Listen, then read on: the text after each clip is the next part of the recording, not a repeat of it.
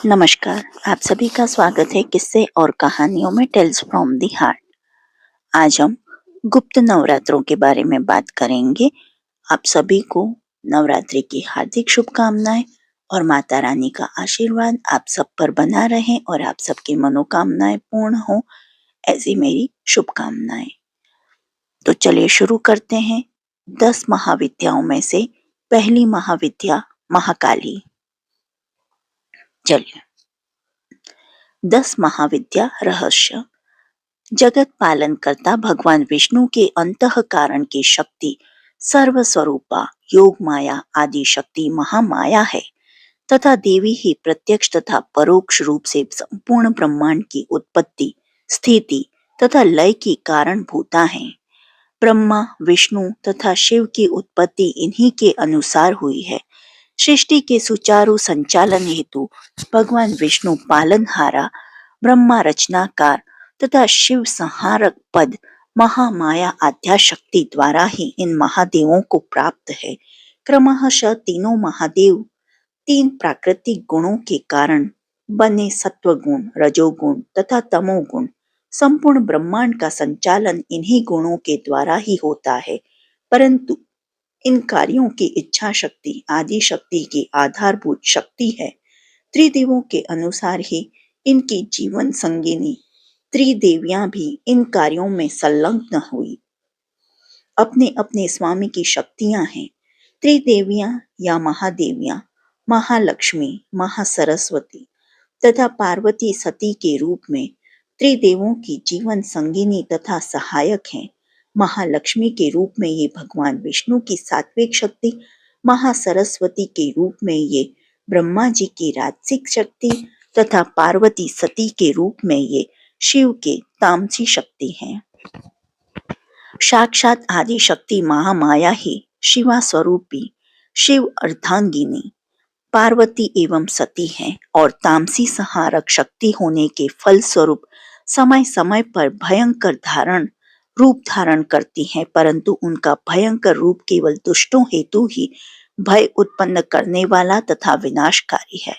देवी सौम्य, उग्र तथा उग्र 3 रूपों में अवस्थित हैं तथा स्वभाव के अनुसार 2 कुल में विभाजित हैं।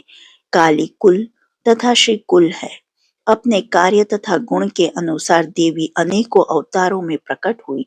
ऐसा नहीं है कि इनके सभी रूप भयानक हैं।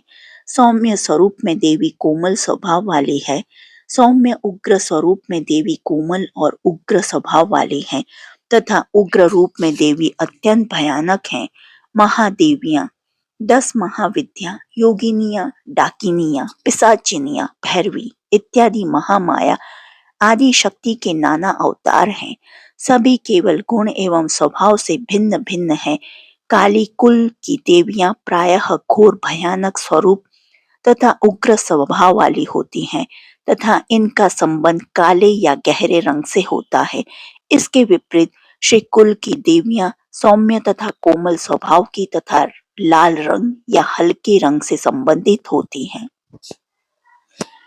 काली कुल की देवियों में महाकाली, तारा, छिन्नमस्ता, भुवनेश्वरी है, जो स्वभाव से उग्र हैं, परंतु इनका स्वभाव दुष्टों के लिए ही भयानक है। श्री कुल की देवियों में महा त्रिपुर सुंदरी, त्रिपुर भैरवी, धूमावती, बगलामुखी, मातंगी और कमला है। देवी धूमावती को छोड़कर सभी सुंदर रूप तथा यौवन से संपन्न है। महाविद्याओं में प्रथम स्थान पर विद्यमान महाशक्ति महाकाली है। काली के प्रादुर्भाव से संबंधित कथा। काली का पुराण के अनुसार देवी काली के 2 स्वरूप हैं। प्रथम आद्याशक्ति काली तथा द्वितीय केवल पौराणिक काली या महाकाली। दक्षिणा काली जो साक्षात आद्याशक्ति ही है, अजन्मा तथा सर्वप्रथम शक्ति है, जिनसे पूर्व में इस चराचर जगत की उत्पत्ति हुई थी। देवी ही चराचर जगत की स्वामिनी है।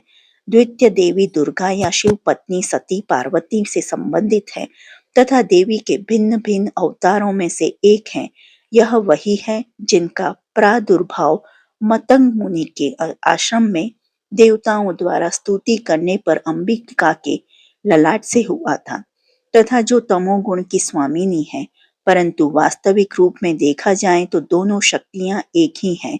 दुर्गा सप्तशती मार्कंडेय पुराण के अंतर्गत एक भाग आद्याशक्ति के विभिन्न अवतारों के शौर्य गाथा संबंधित पौराणिक पाठ्य पुस्तक के अनुसार एक समय समस्त त्रिभुवन, स्वर्ग, पाताल तथा पृथ्वी शुंभ और निशुंभ नाम के दो दैत्य भाइयों के अत्याचार से ग्रस्त थे।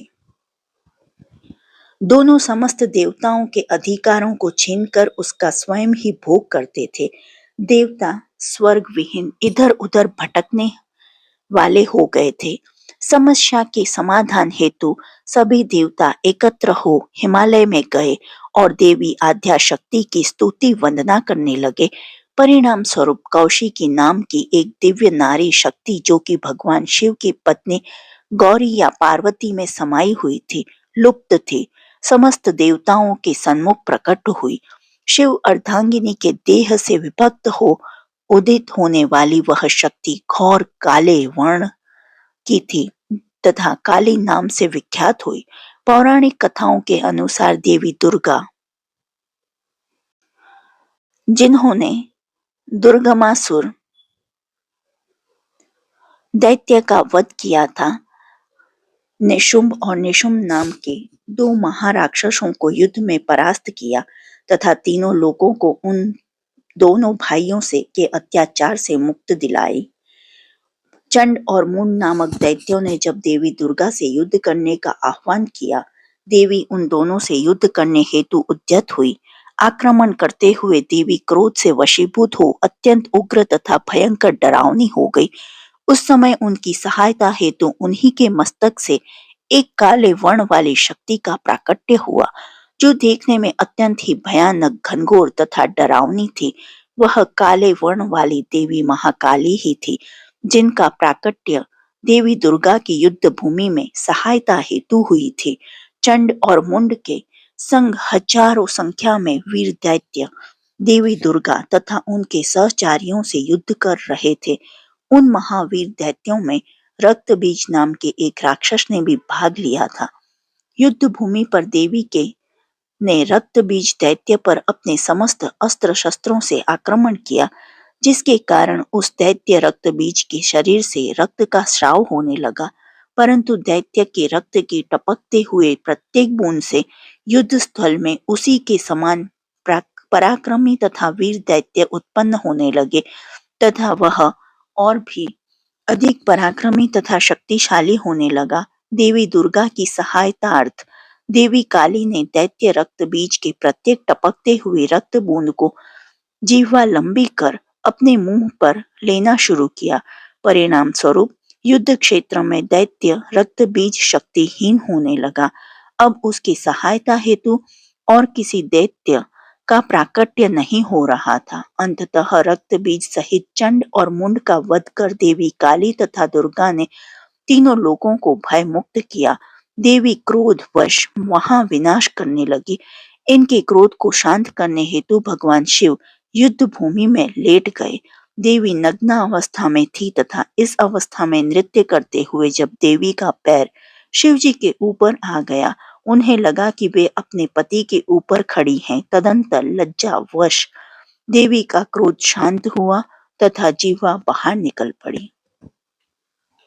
देवी महाकाली का भौतिक स्वरूप। देवी का स्वरूप अत्यंत भयानक तथा डरावना है। विभिन्न ध्यान मंत्रों के अनुसार देवी का स्वरूप अत्यंत विकराल है। देवी प्राण शक्ति स्वरूप है। मैं शिव रूप के शव के ऊपर आरूढ़ है, जिसके कारण जीवित देह शक्ति संपन्न या प्राण युक्त है। देवी अपने भक्तों के विकार शून्य हृदय, जिसमें समस्त विकारों का दाह होता है, में निवास करती है, जिसका दार्शनिक अभिप्राय शमशान से भी है। देवी शमशान भूमि, जहाँ शवदाह होता है, वासी है। घोर काले वर्ण वाली देवी काली अपने विकराल दंत पंक्ति द्वारा मुंह से निकली हुई लपलपाती लाल रक्त वर्ण जैसी जिह्वा को दबाए हुए है, जो अत्यंत भयंकर प्रतीत हो रही है। दुष्ट दानवों का रक्तपान करने के परिणाम स्वरूप इनकी जिह्वा लाल रक्त वर्ण की है। देवी का मुखमंडल 3 बड़ी-बड़ी भयंकर नेत्रों से युक्त है, जो सूर्य, चंद्रमा तथा अग्नि से प्रतीक है। इनके ललाट पर अमृत के समान चंद्रमा स्थापित है। काले घनघोर बादलों के समान बिखरे केशों के कारण देवी अत्यंत भयंकर प्रतीत हो रही हैं। स्वभाव से ही दुष्ट असुरों के हाल में है। कटे हुए सरों तथा मस्तकों की माला इन्होंने अपने गले में धारण कर रखी है तथा प्रत्येक सर से रुधिर धारा बह रही है। अपने दोनों बाएं हाथों में इन्होंने खड्ग तथा दुष्ट मानव असुर का कटा हुआ सर धारण कर रखा है तथा बाएं हाथों से यह सज्जनों को अभय तथा आशीर्वाद प्रदान कर रही है। देवी दिगंबरी हैं। कहीं कहीं देवी अपनी लज्जा निवारण हेतु युद्ध में मारे गए दानवों के कटे हुए हाथों की माला बनाकर करधनी के रूप में धारण करती हैं। अपने भैरव महाकाल तथा पति शिव की छाती में देवी प्रत्यालीन मुद्रा धारण किए खड़ी हैं। जैसे स्वयं काल का भी भक्षण करने हेतु उद्यत हो, देवी ने अपने कानों में मृत शिशु देह कुंडल स्वरूप धारण कर रखा है। इनके चारों ओर सियार कुत्ते दिखते हैं तथा रक्त की धार बहती है। हड्डियां बिखरी हुई हैं। देवी रुधिर रक्त प्रिय है। मुख्यतः देवी अपने 2 स्वरूपों में विख्यात है। दक्षिणा काली जो 4 भुजाओं से युक्त है तथा महाकाली के रूप में देवी की 20 भुजाएं हैं। देवी की देह पतली तथा जहरीले दांत हैं। जोर से अट्टहास करती है, जो शब्द बड़ी ही घनघोर प्रतीत होकर दुष्टों के हृदय को विदीर्ण कर देती है। देवी पागल महिला के स्वरूप में नृत्य करने के कारण अत्यंत भयानक शारीरिक उपस्थिति प्रस्तुत करती है। कटे हुए राक्षसों के मस्तकों की माला पहनने, भूत तथा प्रेतों के साथ शमशान भूमि में निवास करने के कारण देवी अन्य सभी देवी देवताओं में भयंकर प्रतीत होती हैं। देवी का नाम काली पड़ने के कारण कालिका पुराण के अनुसार सभी देवताओं एक बार हिमालय में मतंग मुनि के आश्रम के पास पड़ गए।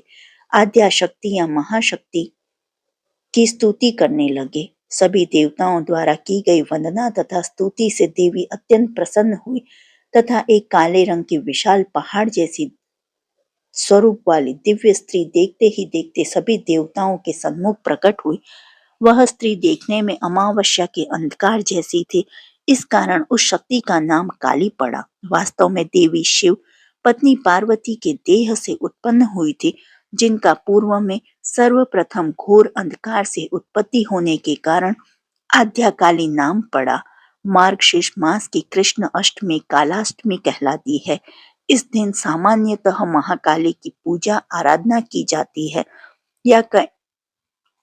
या कहें तो पौराणिक काली की आराधना होती है, जो दुर्गा जी के नाना रूपों में से एक है। परंतु तांत्रिक मतानुसार दक्षिणा काली या आद्या काली की साधना कार्तिक अमावस्या या दीपावली के दिन होती है। शक्ति तथा शैव समुदाय इन दिनों आद्या शक्ति की काली के भिन्न भिन्न स्वरूपों की आराधना करता है, जबकि वैष्णव समुदाय का अनुसरण करने वाले इस दिन धनदात्री महालक्ष्मी की आराधना करते हैं। महाकाली से संबंधित अन्य महत्वपूर्ण तथ्य। देवी की काली की आराधना, पूजा इत्यादि भारत के पूर्वी प्रांत में अधिकतर लोकप्रिय है। देवी वहां समाज के प्रत्येक वर्ग द्वारा पूजिता है। विशेषतः जनजातीय, निम्न जाति तथा युद्ध कौशल से संबंधित समाज की देवी अधिष्ठात्री है। जहां तहां देवी काली के मंदिर देखे जा सकते हैं। प्रत्येक शमशान में देवी काली का मंदिर विद्यमान है तथा विशेष तिथियों में पूजा अर्चना होती है। चांडाल जो कि हिंदू धर्म के अनुसार शमशान में शव के दाह का कार्य करते हैं, अन्य शूद्र जातियों की देवी अधिष्ठात्री है। डकैती जैसी अमानवीय कृत्य करने वाले भी देवी की विशेष पूजा करते हैं। सामान्यतः डकैती करने हेतु प्रस्थान से पहले देवी काली की विशेष पूजा आराधना करते हैं। देवी का संबंध क्रूर कृत्यों से भी है, परंतु यह क्रूर कृत्य पूर्व तथा वर्तमान जन्म में अर्जित के दुष्ट कर्म के जातकों हेतु ही है। हिंदू धर्म पुनर्जन्म के सिद्धांतों पर आधारित है। केवल मानव देहधारी या जातक को अपने नाना जन्मों के कुकर्मों के कारण कष्ट, दुख तथा सुकर्मों के कारण सुख भोगना ही पड़ता है। पूर्व काल में डकैत देवी के निमित्त भव्य मंदिरों का निर्माण करवाते थे तथा विधिवत पूजा आराधना की संपूर्ण व्यवस्था करते थे। आज भी भारतवर्ष के विभिन्न प्रांतों में ऐसे मंदिर विद्यमान हैं जहां डकैत देवी काली की आराधना, पूजा इत्यादि करते थे। हुगली जिले में डकैत काली बाड़ी, जलपाईगुड़ी जिले की देवी चौधरानी डकैत काली बाड़ी इत्यादि प्रमुख डकैत देवी मंदिर हैं। स्कंद कार्तिक पुराण के अनुसार देवी आद्याशक्ति काली की उत्पत्ति अश्विन मास की कृष्णा चतुर्दशी तिथि तथा मध्य रात्रि के घोर अंधकार में हुई थी। परिणाम स्वरूप अगले दिन कार्तिक अमावस्या को उनकी पूजा आराधना तीनों लोकों में की जाती है। यह पर्व दीपावली या दिवाली नाम से विख्यात है तथा समस्त हिंदू समाजों द्वारा मनाई जाती है। शक्ति तथा शैव समुदाय का अनुसरण करने वाले इस दिन देवी काली की पूजा करते हैं तथा वैष्णव समुदाय महालक्ष्मी जी की वास्तव में महाकाली तथा महालक्ष्मी दोनों एक ही हैं। भगवान विष्णु के अंतःकरण की शक्ति या सहाकारक शक्ति महामाया या आदि शक्ति ही है। महालक्ष्मी रूप में देवी उनकी पत्नी है तथा धन सुख वैभव की अधिष्ठात्री देवी हैं। अग्नि तथा गरुड़ पुराण के अनुसार महाकाली की साधना, आराधना युद्ध में सफलता और शत्रुओं पर विजय प्राप्त करने के हेतु की जाती है। 10 महाविद्याओं में देवी काली उग्र तथा सौम्य रूप में विद्यमान है। देवी काली अपने अनेक अन्य नामों से प्रसिद्ध है जो भिन्न भिन्न स्वरूप तथा गुणों वाली हैं। देवी काली मुख्यतः 8 नामों से जानी जाती है और अष्टकाली समूह के निर्माण करती हैं। चिंतामणि काली, स्पर्शमणि काली, संतति प्रदा काली, सिद्धि काली, दक्षिणा काली, काम कला काली, हंस काली, गुह्य काली। देवी काली दक्षिणा काली नाम तथा स्वरूप से सर्व सदा हरण में सर्वाधिक पूजिता है। देवी काली के दक्षिणा काली नाम पड़ने से विभिन्न कारण सर्वप्रथम दक्षिणामूर्ति भैरव ने इनकी उपासना की। परिणाम स्वरूप देवी दक्षिणा काली के नाम से विख्यात हुई। दक्षिण दिशा की ओर रहने वाले यम या धर्मराज देवी का नाम सुनते ही भाग जाते हैं। परिणाम स्वरूप देवी दक्षिणा काली के नाम से जानी जाती है। तात्पर्य यह है कि मृत्यु के देवता यमराज, जिनका राज्य या यमलोक दक्षिण दिशा में विद्यमान है, मृत्यु पश्चात जीव आत्मा या यमदूतों द्वारा इन्हीं के लोक में लाई जाती है, जहां जीव के कर्म के अनुसार उसे दंडित किया जाता है तथा अगले जन्म का निर्धारण होता है। यमराज तथा उनके दूत देवी काली के भक्तों से दूर रहते हैं। मृत्यु पश्चात यमदूत उन्हें यमलोक नहीं ले जाते। समस्त प्रकार की साधनाओं का संपूर्ण फल दक्षिणा से ही प्राप्त होता है। जैसे गुरु दीक्षा सभी सफल है, तब गुरु दक्षिणा दी गई हो। देवी काली मनुष्य को अपने समस्त कर्मों का फल प्रदान करती है या सिद्धि प्रदान करती है। तभी देवी को दक्षिणा काली के नाम से भी जाना जाता है। देवी काली वर प्रदान करने में अत्यंत चतुर है। यहाँ भी एक कारण है कि उन्हें दक्षिणा काली कहा जाता है। हिंदू शास्त्रों के अनुसार पुरुष को दक्षिण तथा स्त्री को बामा कहा जाता है। वहीं बामा दक्षिण पर विजय पाकर मोक्ष प्रदान करने वाली होती है। कारणवश देवी अपने भैरव के ऊपर खड़ी है। देवी काली 2 कुल जो रक्त तथा कृष्ण वर्ण से अधिष्ठित है, कृष्ण या काले स्वरूप वाली दक्षिणा कुल से तथा रक्त या लाल वर्ण वाली सुंदरी कुल से संबंधित है। मुख्यतः विध्वंसक प्रवृत्ति धारण करने वाले समस्त देवियां कृष्ण या दक्षिणा कुल से संबंधित है। देवी काली का घनिष्ठ संबंध विध्वंसक प्रवृत्ति तथा तत्वों से है। जैसे देवी शमशानवासी है, मानव शव, हड्डी इत्यादि मृत देह से संबंधित तत्वों से संबंध है। भूत प्रेत इत्यादि प्रेत योनि को प्राप्त जीवों या विध्वंसक सूक्ष्म पराजीव देवी के संगी साथी तथा सहचारी हैं। यह देवी नियंत्रक भी है तथा स्वामी भी है। समस्त भूत प्रेत इत्यादि इनकी आज्ञा का उल्लंघन कभी नहीं कर सकते। समस्त वेद इन्हीं देवी की भद्रकाली रूप में स्तुति करते हैं। निष्काम या निस्वार्थ भक्तों के माया रूपी पाश को ज्ञान रूपी तलवार से काटकर मुक्त करती है। देवी काली को संबोधित करने वाले नाना शब्दों का तात्पर्य है शमशान वासिनी। तामसिक विध्वंसक प्रवृत्ति से संबंधित रखने वाले देवी देवता मुख्यतः शमशान भूमि से में वास करते हैं। व्यवहारिक दृष्टि से शमशान वह स्थान है जहाँ शव के दाह का कार्य होता है, परंतु आध्यात्मिक या दार्शनिक दृष्टि से शमशान का अभिप्राय कुछ और ही है। यह वह स्थान है जहाँ 5 या पंच महाभूत चिद ब्रह्म में विलीन होते हैं। आकाश, पृथ्वी, जल, वायु तथा अग्नि इन महाभूतों से संसार के समस्त जीवों के देह का निर्माण होता है या देह इन्हीं 5 महाभूतों का मिश्रण है। शमशान वह स्थान है जहाँ इन पांचों भूतों के मिश्रित से निर्मित देह अपने अपने तत्व में विलीन हो जाते हैं। देवी काली, तारा, भैरवी इत्यादि देवियां शमशान भूमि को अपना निवास स्थान बनाती हैं। इसका एक महत्वपूर्ण कारण यह है कि आध्यात्मिक दृष्टि से शमशान विकार रहित हृदय या मन का प्रतिनिधित्व करता है। मानव देह कई प्रकार के विकारों या पाशों का स्थान है। काम, क्रोध, लोभ, मोह, ईर्ष्या, स्वार्थ इत्यादि। अतः देवी उसी स्थान को अपना निवास स्थान बनाती है जहां इन विकारों का या व्यर्थ के आचरणों का दाह होता है। मन या हृदय वह स्थान है जहां इन समस्त विकारों का दाह होता है। अतः देवी काली अपने उपासकों के विकार शून्य हृदय पर ही वास करती हैं। चिता, मृत देह के दाह संस्कार हेतु लकड़ियों के ढेर के ऊपर शव को रखकर शव दाह करना चिता कहलाता है। साधक को अपने शमशान रूपी हृदय में सर्वदा ज्ञान रूपी अग्नि जलाए रखने चाहिए ताकि अज्ञान रूपी अंधकार को दूर किया जा सके। देवी का आसन। देवी शव रूपी शिव पर विराजमान है या कहें तो शव को अपना आसन बनाती हैं, जिसके कारण ही शव में चैतन्य का संचार होता है। बिना शक्ति के शिव शव के ही समान है, चैतन्यहीन है। देवी की कृपा लाभ से ही देह पर प्राण रहते हैं। करलावदना या घोर रूपा। देवी काली का वर्ण घोर या अत्यंत श्याम वर्ण है तथा स्वरूप में भयंकर तथा डरावनी है, परंतु देवी के साधक या देवी जिनके हृदय में स्थित हैं उन्हें डरने की आवश्यकता नहीं है।